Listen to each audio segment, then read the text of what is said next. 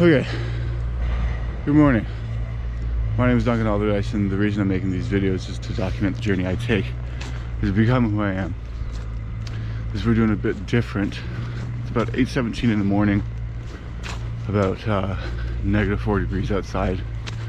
I don't think this is the ideal time to be getting up because, I mean, this is halfway through the walk around the morning thing. And there's a bunch of people outside, and haven't overcome the social anxiety yet to not or be able to film while there's other people. And like everyone's cars are driving, like it just would be, I don't know, maybe I just gotta exposure therapy a bit more. It just would be, at least at the beginning, not have a million people there or cars. There's only one guy doing a snow plow thing, but there's like a bunch right coming out.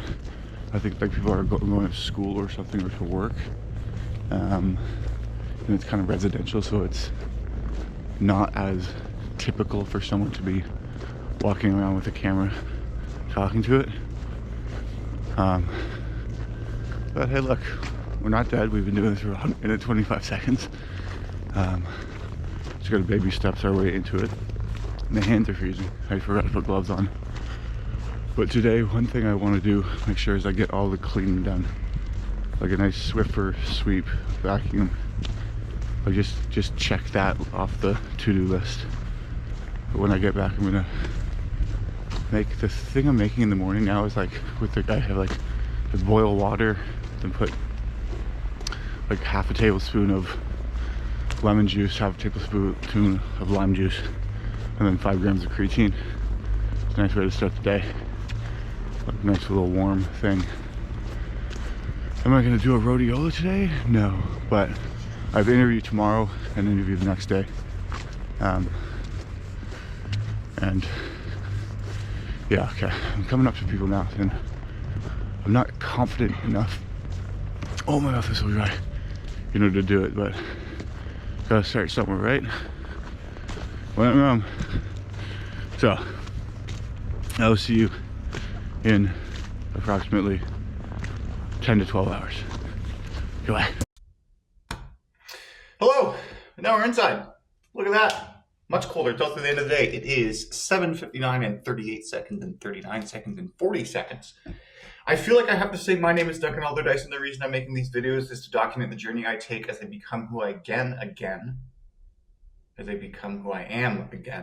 But I did that already in the morning. I don't know if this, I don't know how this is going to turn out, but I think I'm liking this style. This at least adds a bit more structure to the daily story narrative, as well as fairly low effort and low maintenance, allowing me to do it every single day without fail as well. Do that. It's a cat. Without me having to really change anything about it, as well as not having to go fucking full-time 100% focus on this, as well as, no, I think that's it, as well as it's going to be sustainable. I think I'm going to stick with doing the 5 days a week. The one thing I was thinking about, because yesterday I was concerned that I was repeating things that I had said in the previous video, and in reflecting on that, I think I don't need to worry about that. Number one, because repetition isn't necessarily repetitive. Like the thing I'm going to bore the person who's watching by talking about the same things over and over. And one, nobody's watching this, except for you right now, you're watching this. But when I say nobody's watching this, no, I don't mean nobody's watching this. What do I mean when I say nobody's watching this? I think what I mean is I'm not designing these videos to be necessarily engaging, or the things that I'm saying, I'm not keeping the audience in mind and going like, I'm going to talk about these things. This is going to be a very structured video. You're going to get this from it. Like, the point is very much to just witness myself thinking with a witness to that witnessing. And like the style is more less cut and keeping it engaged and more just raw slice of life Like it's the story. It's a different sort of pacing to it, and it's not for everyone, and it's not designed to be for everyone. And at the end of the day, if it's just for me and I get enjoyment out of it, then I call that a success because it was a useful thought exercise to. It was a useful thought exercise? I don't know. In one sense, like, I'm curious whether or not this is the equivalent of journaling. And I don't know. I don't know if it is different. I think I asked ChatGPT a question whether or not it engages. Is it better to type out answers when speaking to GBT or to actually dictate them aloud using the transcription tool? Because what I use more so is like, whether it's on my phone or on the computer, is I'll like click the mic button and then just speak. And then I can get the more rough draft thought out, even in all of the ums and ahs, is that the right word? Or I don't know what I was saying right there.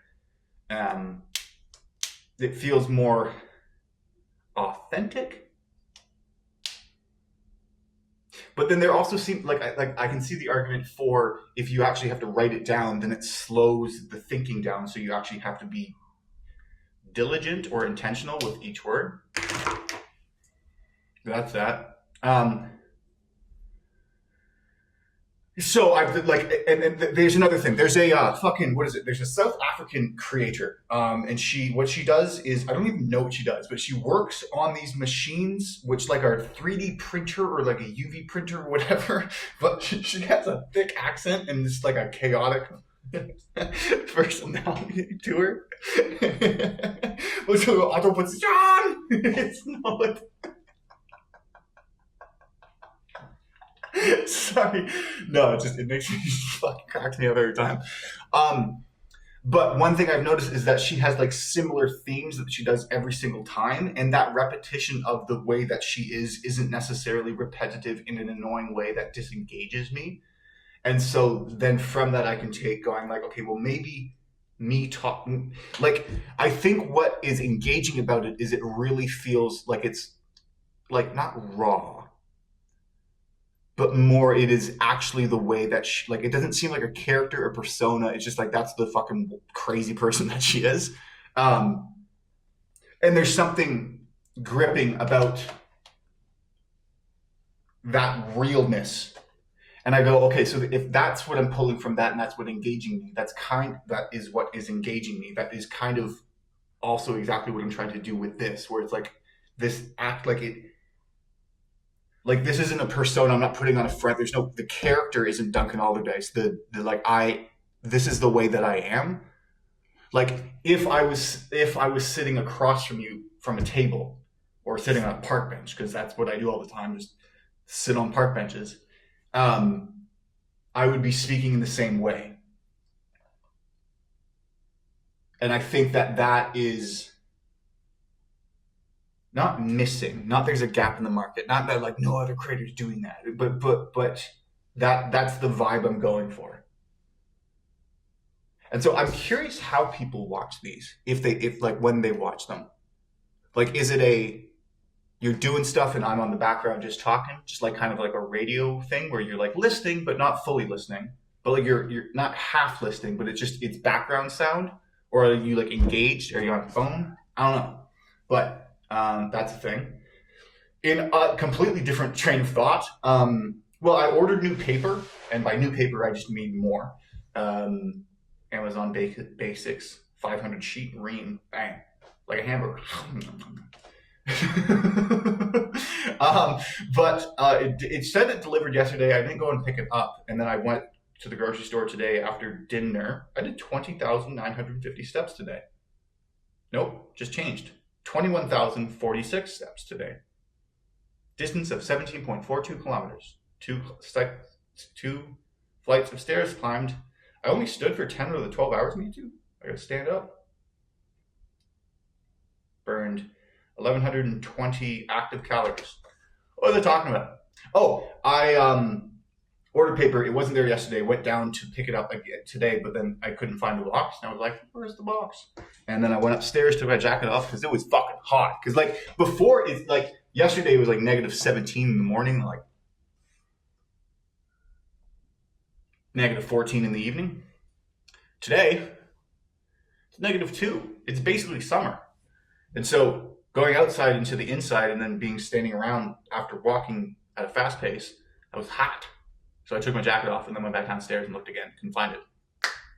So then I called up Amazon. And I was like, yo, what's up? And I got met with the AI assistant robot thing that I fucking hate. Hate it. Love the new slur for AIs of clanker. Like clanker. I just like...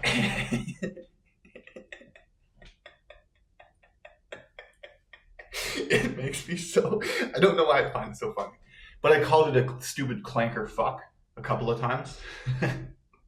Asking for a human. Like as viciously angry as I could get at a robot, I was. And then like, boop, I hear a human being and it's gone. And I know his name's Carl. Carl L. So left him a positive review after he swiftly and professionally solved my issue and was like, you know what, Duncan, I got you. We'll just send another read just for you cafe. And good news, it will arrive by the end of day tomorrow. So that's cool. So I'll get it. Not that big of an emergency, but Amazon doing good. It was interesting though, because like the box, like I had the proof of delivery from the delivery driver. I won't say the delivery driver because they didn't do it.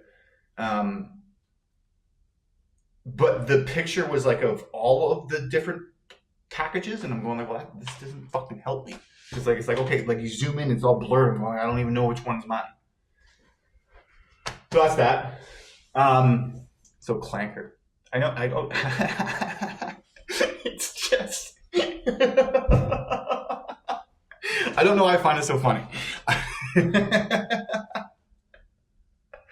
No, but it's interesting because when you're interacting with a robot, there's nothing in your body that feels you have to calibrate your utterances and take into consideration their emotional well-being because they lack the capacity for emotion.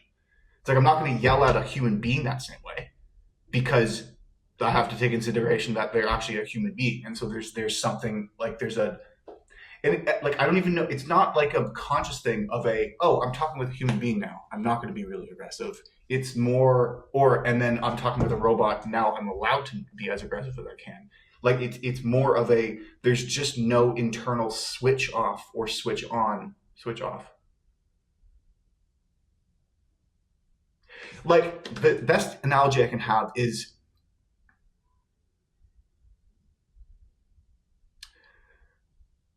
like, let's say your phone is on, I don't know, your phone, something of valuable that's made of glass that then someone knocks over.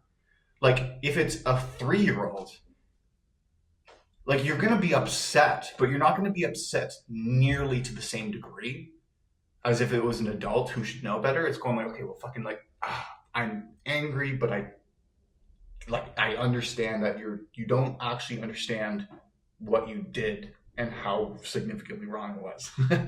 You know, like there's something that is that. Anyways, so that's what's happening in that respect. What else can I talk about?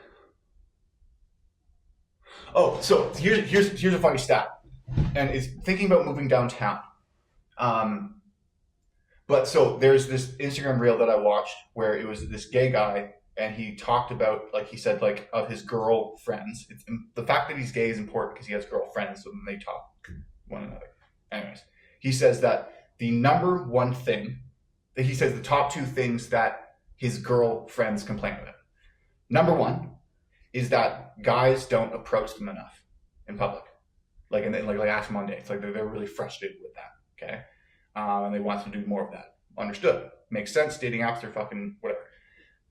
And the number 2 thing that they most complain about is when guys approach them in public. So there's a bit of contradiction right there. That also then was corroborated by a Chris Williamson reel where he said it was like 82%, that there's a survey done that 82% of women reported experiencing creepy or like weird, like harassing behavior from guys who approach them. Okay. And Also, at the same time, 86% of respondents wanted men to approach them more. So it's like, okay, anecdotal experience corroborated by evidence. You can go with that and go like fucking women.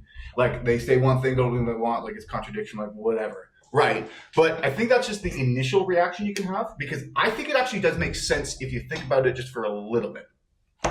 Here's how I make sense of it. Okay. So dating apps, I don't think is, number one, the cool romantic story that people want. It's like whenever I've met a couple who I then met on a dating app, I mean, the guy doesn't really care, but the girl tends to want to play that part down. Interesting, like enough. As well as, and again, this is more just kind of internet things. Like there seems to be a lot of horror stories or like just bad experiences with it of people like back and forth, back and forth, back and forth, and then just silent. Like it goes nowhere, or like it's very strange, which also is like, okay, whatever. Like, bro, what are you doing? So I can understand where the thirst, I guess is the word, or the hunger for the in-person interaction to be there. Now, the contradiction comes in when you go like, okay, well, you say that you want more people to approach, but also at the same time you say that the people who approach are creepy. And I think that's actually true. Like, I think that, like if you asked a woman that question, generally the first thing that come to mind may be the worst approach that they ever experienced, right? And those are normally from the guys who are not the ones trying to figure it out and not come across as the creepy guy. They don't hear that message. And so that's where the I don't like when guys approach is coming from, because I don't like that when guys approach isn't necessarily I don't like that when guys approach in as much as it is my experience with guys who have approached me has been negative. And so that's what's formulating this answer. But a part of them wants to be approached in a way that isn't creepy or boundary pushing, or ignorant to their boundaries. And I think that then the solution is either to just bemoan about what women are asking for. That's an option. I don't think it gets you anywhere, but it is an option. Like, you can choose to act that behavior out. Or to keep that into consideration, focus on just that aspect, and like, don't be the creepy guy. And I think don't be the creepy guy is like, as soon as you get like, because fucking for me, like sometimes what was it? There was like 2 weeks ago, I went out for drinks with co-workers who I used to work with. We went to this cool mixology spot where you don't tell them, they have no drink menu. You just tell them what flavors you're kind of looking for, and then they concoct the magic. Super sick. It was a speakeasy too. It was like you walk into a room, there's a lobby, it's like, where's the door? And then there's this big mirror, and then this guy comes out, the mirror opens, bang, then you see the bar. So only like 20 or 30 people allowed in at once. Anyways, there were two girls, like coworkers were on my right and left, and by right and left, I mean to my right. 1, 2. And then there were two girls sitting next to me there. And one of them I found attractive, and we made the way the bar was set up is there was like mirrors. So like I made eye contact with her once, looked away because I'm a fucking pussy, and then later made eye contact again and looked away again because I'm a fucking pussy, and then again later, like made eye contact again and tried to not look away and didn't fully not look away. But so at that point, then I'm thinking, going like, okay, well, is 3 eye contact tag things enough to say something, or am I misreading a signal of interest, or like what is the level of interest that indicates? Is it just where the mirrors are that happen to be a place where I'm looking up, then I meet eyes with her? And then when they were about to leave, I turned to them and asked her for a phone number. No, I didn't, because I'm a fucking pussy. I didn't do anything. I just sat there and thought about, I should have at least said something as I watched them walk and leave the bar in my periphery. But so like that in my head, what I don't want to be coming across as is the creepy guy who is pushing boundaries, misreading signals, and making her feel uncomfortable when she's just on a night out with her friend. But I don't, and so that's the I think that's when you hear those stats or the stories of that somewhat contradictory thing, I think I'm overemphasizing the part where it's like, don't be the creepy guy. Because I think like a symptom of not being the creepy guy is worrying about being the creepy guy. So like if you're actively not trying to do that, that's probably an indication that you aren't the guy who is in that. So then focus on like gaining the fucking courage to do it, like, and just ask it. Now, how do you do this? I think the way to do it is to take away the pressure of those interactions. How do you take away the pressure of the interactions? Is you have more of them. So the significance of one is not nearly as palpable or salient? No. Like just for example, if in a month you had one opportunity to approach a girl and say hello, just say hi, say anything, you had one opportunity, then all of the pressure for maybe getting a date or anything like that is on that one interaction. And so then it's like you're overthinking, like, how do I rock this out of the world? Like, to fucking flip on that Riz switch now. And I think the better way to do it is to have, instead of having one, if you could have 3 interactions in a non-romantic or non-sexual way with women every single day. Well, that's like, if we do work weeks, that's 15 a work week. Well, that's 21 a week. That's 84 a month. Bro.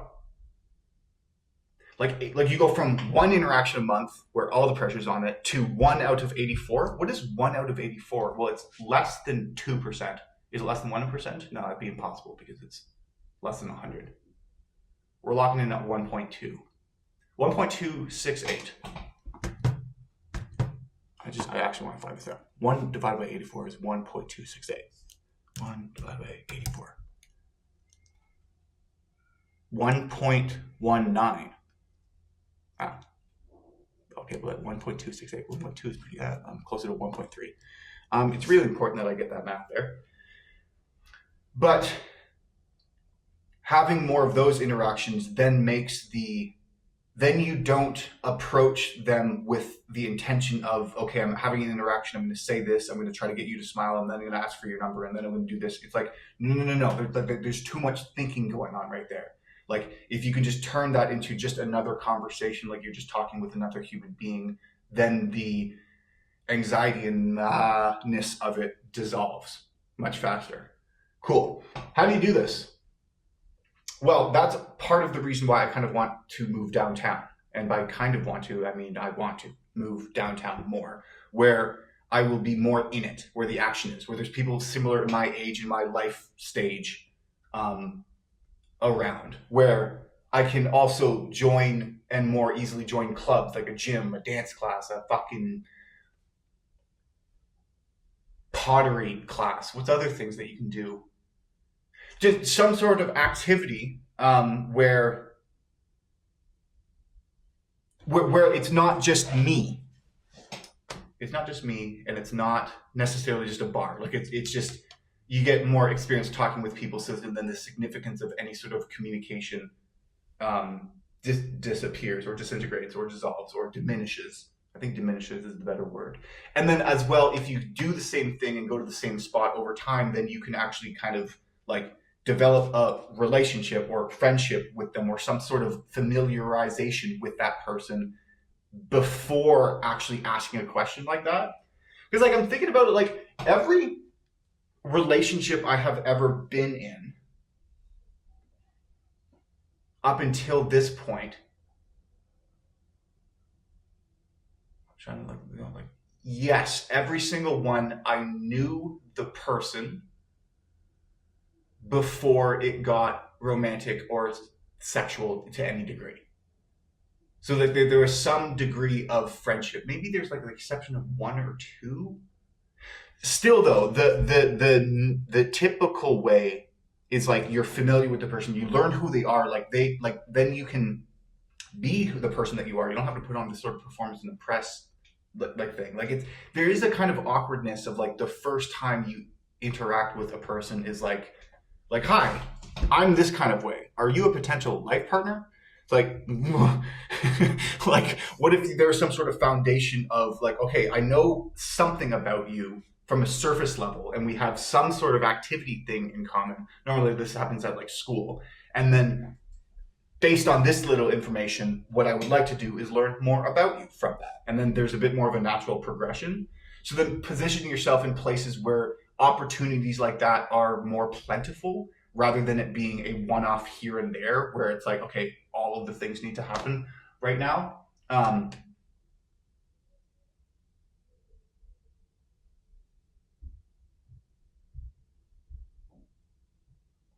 And that's only possible if you are at a place where there are more people and things are actually happening. And where I am, I can go downtown, but then it's a fucking task. Like it's a mission. Like, okay, bus ride is going to be 20, 25 minutes. We'll call it 25 minutes. Bus ride in the bus is 25 minutes. To the metro station, Villa Maria. Then you take Villa to Lionel Giroux. That's about a 5-minute wait, assuming the metro is right there when you show up. Sometimes it's not. And then you cross over from that one to the Green Line and send your way downtown. That's going to be about a 5-minute ride to the downtown area. Great. So that's a total of 25 plus 5 plus 5 is 35. So it's 35 minutes. So it's not that bad. But that's if it's liquid quick and everything is simple. Because this metro isn't always there. Sometimes you got to wait 2, 3, 4, 5, 6 minutes before it actually shows up. So that's realistically, it's like an hour. But then also the bus from where I am, unless it's between the hours of 6 and 9 on a weekday, where the bus comes every 4 or 5 minutes, sometimes even every 3 minutes.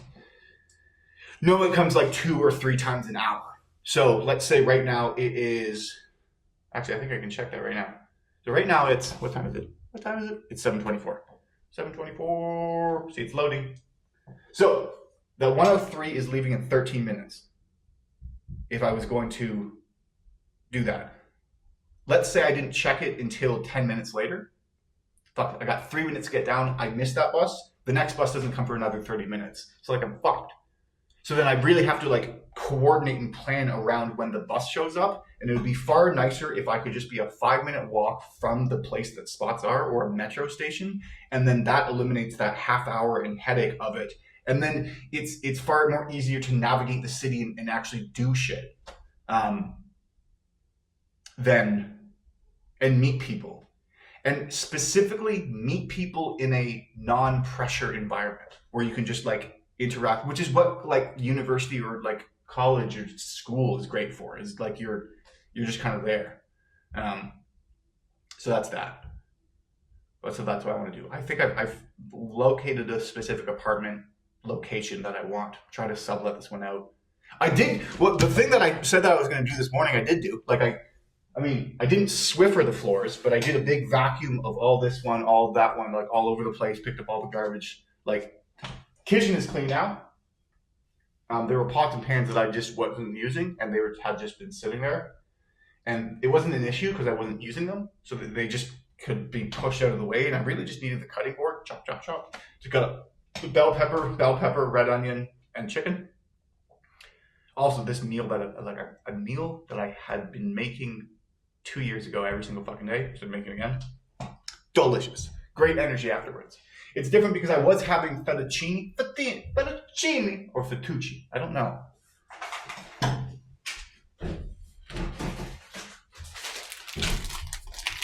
It's this kind of noodle. Like it says, fettuccine. It's delicious. But I was making it with ground beef and ground pork. Switch to chicken, leaner meat. I think there's less fat. I actually know that the answer to that question is the reason why there's more energy here is because it's a less fatty protein.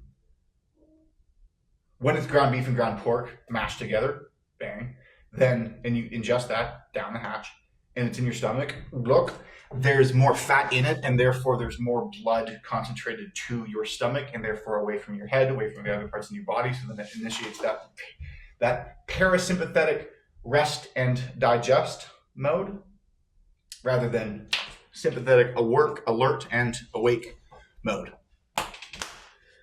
So that's good. Also been sleeping better. Tomorrow I still only have to get out of bed at 8 o'clock at the latest. And I have a job interview. Final interview in person. All the way downtown. What time is it at? It's at 11 o'clock. 11 o'clock means I have to see, like this I have to do math in my head of like, when do I have to be leaving by? It's like if I was a 5-minute metro walk from the metro, like that math isn't the same. Like, okay, I gotta take a bus from this one, make sure I get here in case it's late. It's just like fucking, as long as I leave my house a half hour before I need to be there, I will get there on time. Yeah, that'd be a lot more relaxing. A lot more relaxing. And I want to start posting on Instagram again, because the last time I posted on Instagram was 2021. That's 4 years ago. Soon to be 5. Man, half decade. And it seems like that is the way where people kind of like initially, that's where people are social. I don't know. So I just need to update my profile and come back to life. Holding on for life. Holding on for life. Holding on for life. Broken bells. Broken bells? Is that what they call it? Holding on for life. Holding on for life. Broken bells. It is. That's that. Yeah, I also like that. Like, I don't know why I like it, but I like the GoPro in the morning. It gives a bit more dimension to it. I need to, like, I was holding it a bit too low today, so it looked like I was looking down. I need to get back up to doing this. It needs to be at eye level. And the more I do it, the less I will be concerned with other people who are watching, looking at me, because I am doing something strange. And strange is defined as abnormal, and abnormal meaning not normal, and contrary to the normal. And when things are strange or different, that's when people's orientation reflex orients them towards that novel stimulus, piece of information to map out. It's like, what's he doing? What's he building in there? We have a right to know. In the meantime, Clementine Club, thanks for sticking around as always. And remember that desire is what drives you forward. The pain you're going through is necessary. That's why you need to remember to believe in yourself, because you're more capable of doing great things than you give yourself credit. Lean in, aim up, and move forward. Yes, you can. Got him.